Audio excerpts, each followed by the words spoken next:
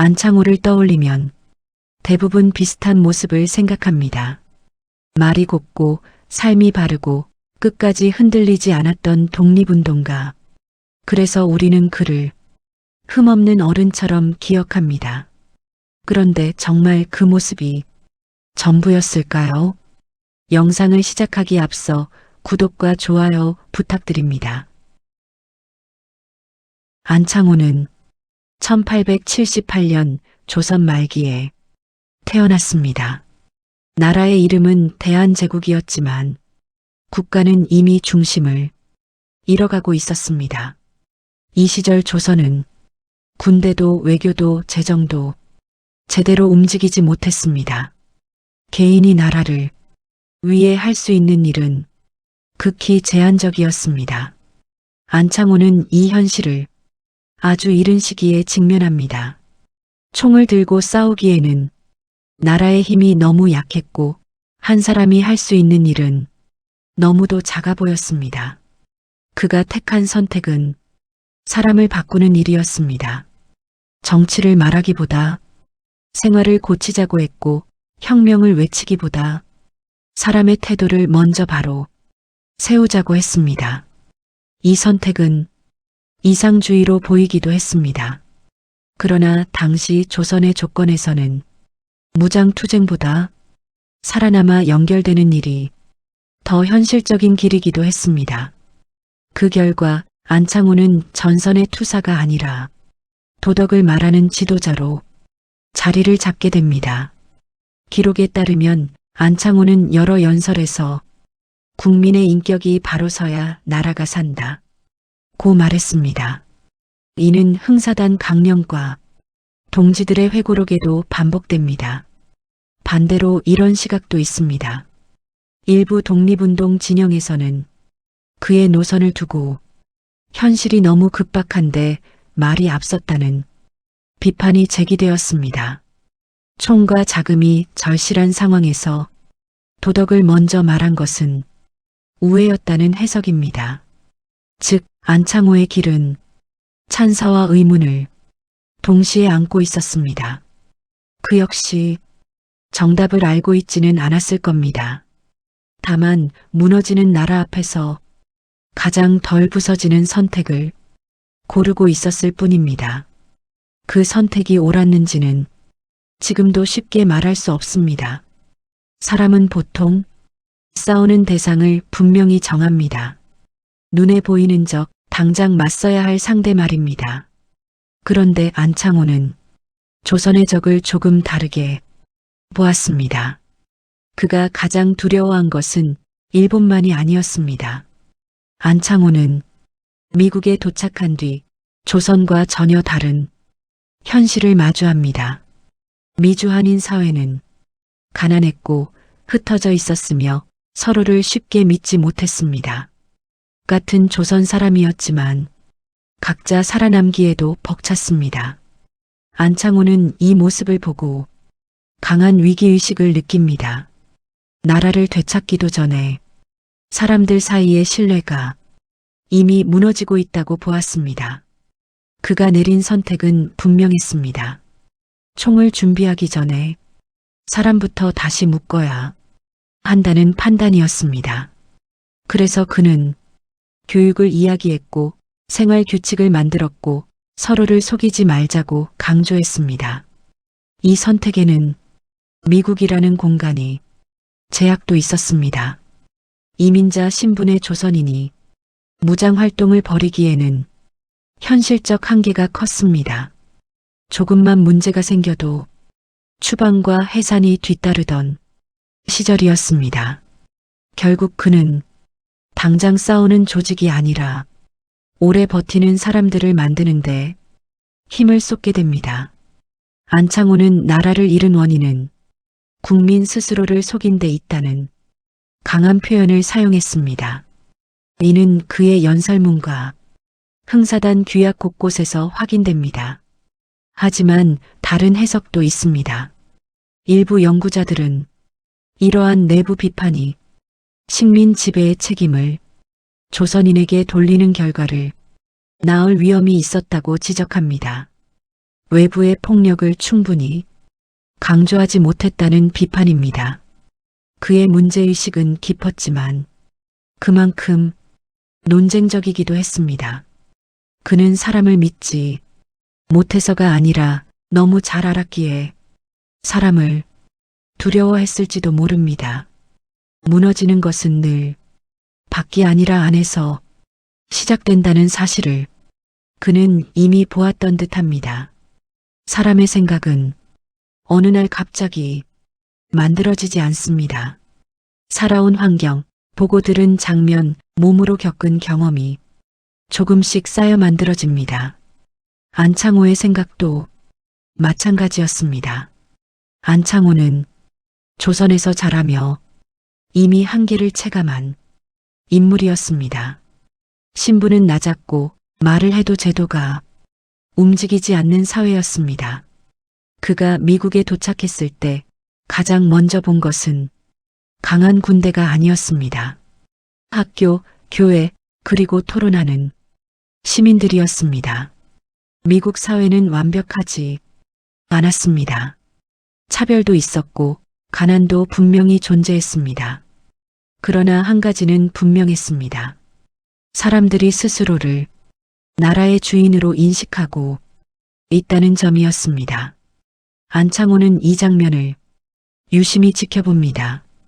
총보다 먼저 교육이 움직이고 명령보다 먼저 규칙이 지켜지는 사회였습니다. 그는 여기서 중요한 결론에 이릅니다. 나라를 움직이는 힘은 무기보다 사람의 태도라는 판단이었습니다. 이 생각은 그가 선택할 수 있는 가장 현실적인 길이기도 했습니다. 조선인 이민자로서 무력을 준비하기엔 환경이 허락하지 않았기 때문입니다. 안창호는 기독교적 윤리와 미국 진보 사상의 영향을 강하게 받았습니다. 성실, 절제, 공동체, 책임 같은 가치가 그의 글과 연설에 반복됩니다. 하지만 반론도 있습니다. 일부 학자들은 그의 사상이 서구 중심적 가치에 과도하게 기대었다고 봅니다. 조선의 현실과는 맞지 않는 부분도 있었다는 지적입니다. 그는 조선을 버리고 미국을 택한 사람이 아니었습니다. 조선을 살리기 위해 미국을 들여다본 사람이었습니다. 그 선택이 옳았는지는 지금도 단정하기 어렵습니다. 말은 누구나 할 수 있습니다. 하지만 사람을 묶는 일은 다릅니다. 생각을 행동으로 옮기는 순간 이상은 곧 현실과 부딪힙니다. 안창호도 그 벽 앞에 섰습니다. 그의 생각은 조직이 되었고 그 조직의 이름은 흥사단이었습니다. 흥사단은 1913년 미국 샌프란시스코에서 시작됩니다. 안창호는 생각만으로는 사람을 바꿀 수 없다고 보았습니다. 그래서 규칙을 만들고 서로를 점검하는 조직을 세웠습니다. 흥사단의 핵심은 독립전쟁이 아니었습니다. 단원 각자의 생활 태도였습니다. 시간을 지키고 거짓말을 하지 말고 공동체의 신뢰를 깨지 말 것. 아주 일상적인 요구들이었습니다. 이런 방식은 당시로서는 낯설었습니다. 독립운동 단체라면 보통 자금과 무기를 먼저 이야기했기 때문입니다. 흥사단은 그 대신 사람의 습관을 문제 삼았습니다. 하지만 현실의 벽은 높았습니다. 이민사회는 바빴고 생계가 우선이었습니다. 엄격한 규율은 때로 부담으로 느껴졌습니다. 결국 흥사단은 빠르게 커지지 못했습니다. 그러나 대신 오래 남는 조직이 되었습니다. 흥사단은 단원 선발부터 매우 엄격했습니다. 추천과 검증을 거쳐야 했고 생활 태도까지 평가받았습니다. 이는 단원 회고와 내부 문서에서 확인됩니다. 반론도 존재합니다. 일부 독립운동가들은 이런 방식이 현실과 동떨어졌다고 비판했습니다. 급박한 시기에 사람을 가려 뽑는 일은 시간 낭비라는 지적이었습니다. 안창호는 많은 사람을 얻는 대신 깊은 신뢰를 택했습니다. 빠른 길보다 무너지지 않는 길을 고르려 했던 듯합니다. 독립운동을 떠올리면 대개 총과 폭탄이 먼저 생각납니다. 목숨을 건 결단, 짧고 강렬한 장면들 말입니다. 그런데 어떤 사람은 끝까지 그 길을 택하지 않았습니다.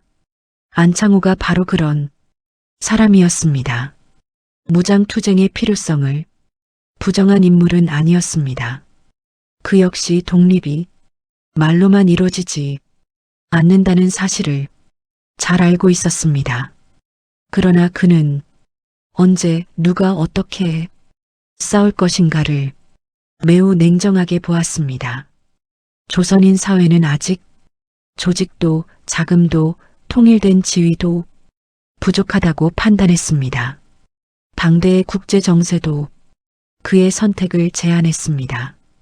열강은 조선의 독립보다 자신들의 이익에 더 관심이 있었고 무장봉기는 외교적 고립을 불러올 가능성이 컸습니다. 그래서 안창호는 즉각적인 타격보다 지속 가능한 기반을 택합니다. 사람을 키우고 조직을 다지고 기회를 기다리는 방식이었습니다. 그 결과 그는 전면에 나서 싸우는 지도자가 아니라 뒤에서 방향을 잡는 인물로 기억되게 됩니다. 안창호는 여러 차례 무모한 봉기를 경계하는 발언을 했습니다. 이는 동지들의 회고와 임시정부 관련 문서에서도 확인됩니다. 반면 무장 노선을 택한 인사들 사이에서는 그의 태도를 두고 때를 놓쳤다는 비판이 제기되었습니다. 기회는 준비보다 속도가 중요하다는 주장입니다. 안창호의 선택은 신중함과 지체라는 두 얼굴을 함께 지니고 있었습니다. 칼을 들지 않았다고 두려움이 없었던 것은 아닙니다. 다만 그는 한 번의 싸움보다 끝까지 버티는 시간을 더 무겁게 보았던 듯합니다. 그 무게를 견디는 일도 결코 쉬운 선택은 아니었습니다. 919년 사람들은 드디어 정부라는 말을 입에 올립니다. 나라를 빼앗긴 뒤 처음으로 우리 스스로 만든 정부였습니다. 많은 이들이 이곳에 모든 기대를 걸었습니다. 그런데 안창호는 그 정부와 늘 가까이만 있지는 않았습니다. 대한민국 임시정부가 상하이에서 수립되자 안창호는 곧바로 참여합니다. 조직과 행정을 다듬을 사람이 필요했기 때문입니다. 그는 임시정부에서 연결하는 역할을 맡았습니다. 사람을 모으고 의견을 조율하고 흩어진 조직을 하나로 묶는 일이었습니다. 하지만 시간이 지날수록 그는 불안함을 느낍니다. 지도부 내부의 갈등, 노선 차이, 권한 다툼이 반복되었기 때문입니다. 안창호는 정부의 이름보다 정부가 제대로 작동하는지를 더 중요하게 보았습니다. 그래서 때로는 한 발 물러서 비판자의 위치에 서기도 했습니다. 그 선택은 오해를 낳았습니다. 누군가는 소극적이다라고 했고 누군가는 정치 감각이 부족하다고 말했습니다. 그러나 그의 기준은 분명했습니다. 서두르다 무너질 정부보다 느리더라도 버티는 체계를 원했습니다. 안창호는 임시정부 운영과 관련해 행정체계 정비와 책임 있는 리더십을 여러 차례 강조했습니다. 이는 회의 기록과 서신에서 확인됩니다. 반대로 일부 인사들은 그의 태도가 정치적 결단을 늦추었다고 평가합니다. 위기의 순간에는 강한 결단이 필요했는데 그가 이를 주저했다는 해석입니다. 그는 정부를 믿지 못한 것이 아니라 사람의 약함을 너무 잘 알았습니다. 그래서 더 천천히, 더 단단하게 가고 싶었을 뿐입니다. 그 마음이 전해지지 않았을 때도 분명 있었을 겁니다. 사람의 생각은 가장 고요한 곳에서 가장 크게 흔들리기도 합니다. 문이 닫히고 말을 아껴야 하는 공간. 안창호에게 그곳은 감옥이었습니다. 여러 차례 체포와 투옥을 겪습니다. 일제는 그를 위험한 폭력가가 아니라 사람을 묶는 사상가로 보았습니다. 감옥은 그의 생각을 시험하는 공간이었습니다. 사람을 믿고 교육을 말해왔던 그의 신념은 차가운 벽 앞에서 다시 질문을 받게 됩니다. 그는 옥중에서도 글을 쓰고 자신의 생각을 정리합니다. 분노를 키우기보다 왜 실패했는지를 돌아보는 선택이었습니다. 그러나 이 시기에 안창호는 이전보다 말이 적어집니다. 확신은 여전했지만 그 확신을 밖으로 드러내는 방식은 더 신중해졌습니다. 그 결과 그는 더욱 상징적인 인물로 남았지만 동시에 현실 정치 전면에서는 한 발 물러난 모습으로 기억됩니다. 안창호는 옥중에서도 사람이 먼저다라는 생각을 거두지 않았습니다. 이는 옥중 기록과 동지들의 증언에서 확인됩니다. 반면 일부 평가는 이 시기를 기점으로 그의 영향력이 눈에 띄게 줄었다고 봅니다. 현실의 속도를 따라가지 못했다는 지적입니다.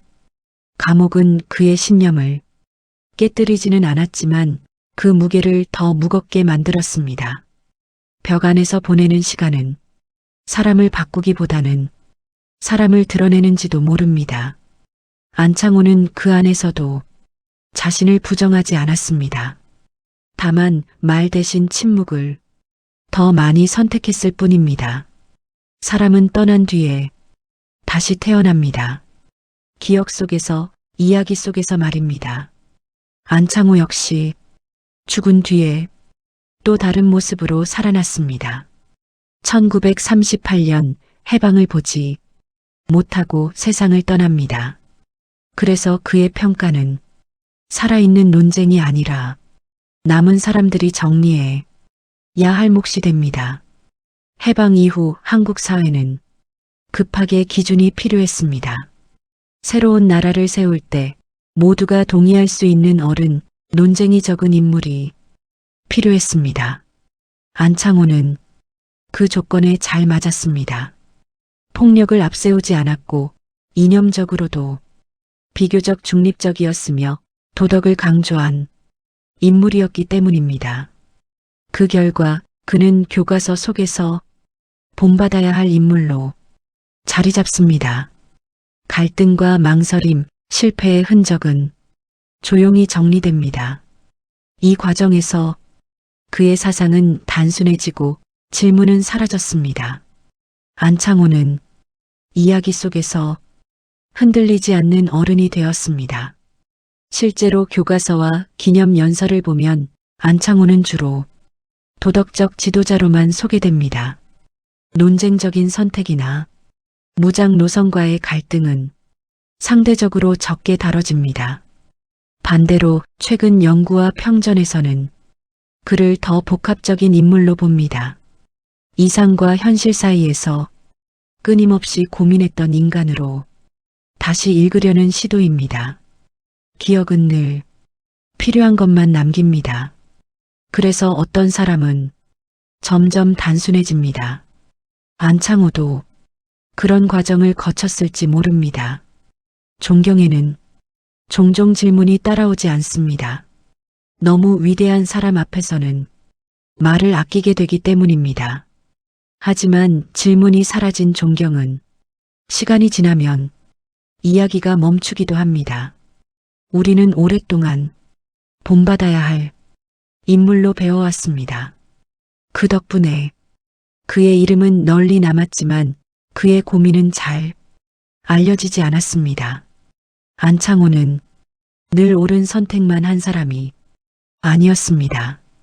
그는 늘 이 길이 최선인가를 스스로에게 물었습니다. 사람을 먼저 세우는 길은 아름다웠지만 느렸고 때로는 결과를 보장하지 않았습니다. 그럼에도 그는 다른 길로 쉽게 옮기지 않았습니다. 그 선택의 배경에는 당대의 제약이 있었습니다. 국제사회의 무관심, 조선사회의 분열, 그리고 개인이 감당해야 할 위험. 그 모든 조건 속에서 그는 가장 덜 무너지는 길을 찾으려 했습니다. 그 결과 그는 즉각적인 성과를 남기지 못했을지 모릅니다. 하지만 질문을 남겼습니다. 나라를 세우는 힘이 무엇에서 시작되는지에 대한 질문 말입니다.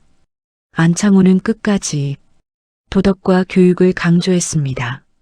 이는 그의 글과 연설, 동지들의 회고에 반복됩니다. 반면 일부 평가는 그의 방식이 역사의 속도를 따라가지 못했다고 말합니다. 무장투쟁의 결정적 순간에 더 강한 선택이 필요했다는 시각입니다. 정답을 남긴 인물이 아니라 논쟁을 남긴 인물이었습니다.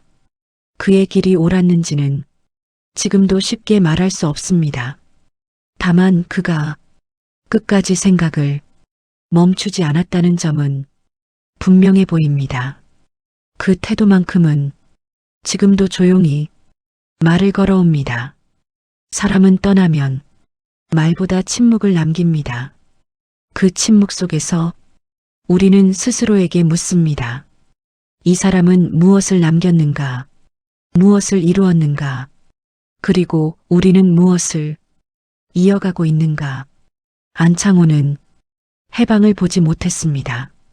그의 선택이 결과로 증명되는 순간을 끝내 마주하지 못했습니다. 그가 살던 시대는 너무 급했고 너무 거칠었습니다. 총과 폭탄이 답처럼 보이던 시절에 그는 사람을 말했습니다. 이 선택은 늘 의심받았습니다. 느리다는 말, 현실을 모른다는 말도 함께 따라다녔습니다. 그러나 그는 끝까지 방향을 바꾸지 않았습니다. 독립이란 하루아침에 얻는 결과가 아니라 사람이 사람답게 서는 과정이라고 믿었기 때문입니다. 그는 즉각적인 승리를 남기지 않았습니다.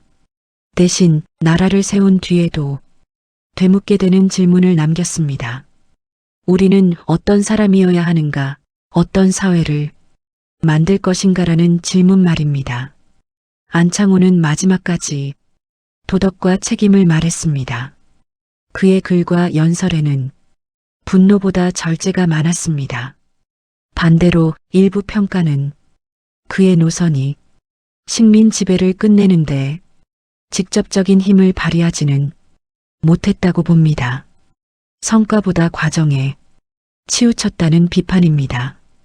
이 두 시선은 지금까지도 나란히 존재합니다. 그리고 아마 앞으로도 사라지지 않을 겁니다.